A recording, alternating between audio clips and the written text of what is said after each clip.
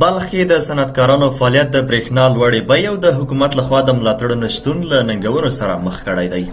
د بلخ ولایت په مرکز مزار شریف کې یو شمېر شرکتونه چې د ګول سیخ په برخه کې کار کوي د حکومتي مسؤلینو د نه پاملرنې له امله پر دوی نیوکه کوي.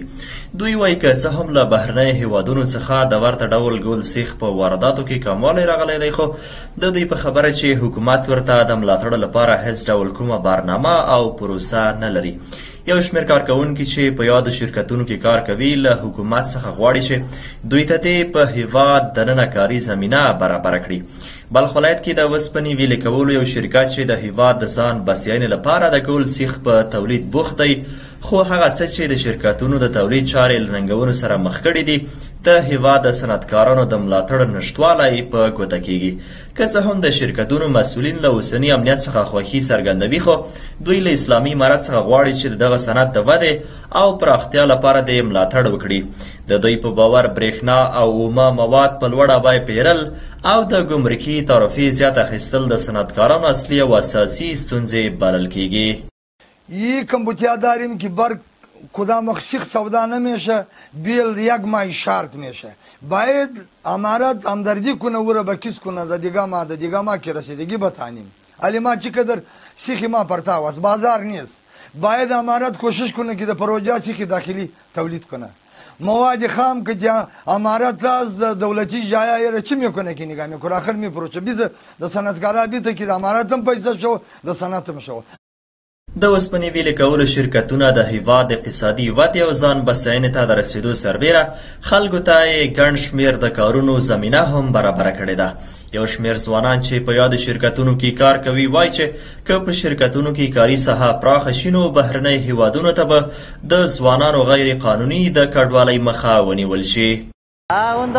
خیلی yaxshi bo'ladi. Shundoq shirkat yo boshqa narsalar shirkatlar tuzalsa, bachalar yerda ishlasa, musofirlik qilmasa, shundoq bo'lsa ki nerada Afg'onistondan chiqmasam musofirlikka ketman.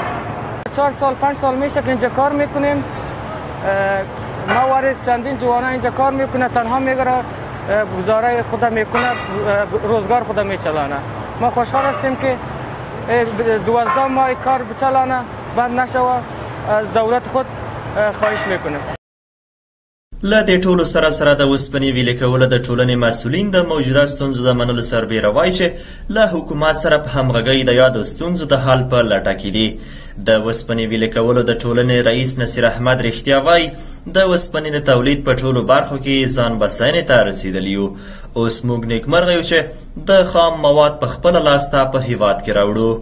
در کل ما 42 فابریک هستیم و در تولید انواع و اقسام فلزات به حد خودکفایی هستیم، یعنی تماما نیازمندی های مارکت افغانستان را میتونیم مرفوع بسازیم و خوشبختانه اولین سکتور هستیم که مواد خام از داخل کشور ما به دست میاریم.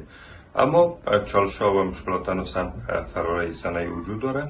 از جمله ممکن ما در آینده‌های نه چندان دور با کمبود مواد خام مواجه شیم. از این لحاظ است که ما تلاش کردیم تا اگر حکومت همکاری بکنه بتونیم یکی از معادن آهن در افغانستان استخراج بکنیم تا از یک طرف زمینی کار به 10,000 نفر ایجاد بکنیم. د یادونې وړ ده چې دا مهال د هیواد په کچه شاوخوا 10,000 کسان د اوسپنې ویلې کولو په شرکتونو کې په کار بوخت دي. د دغه شرکتونو مسؤلین وایي چې په اوس وخت کې د ګول سیخ په نړیوالو معیارونو تولیدیږي.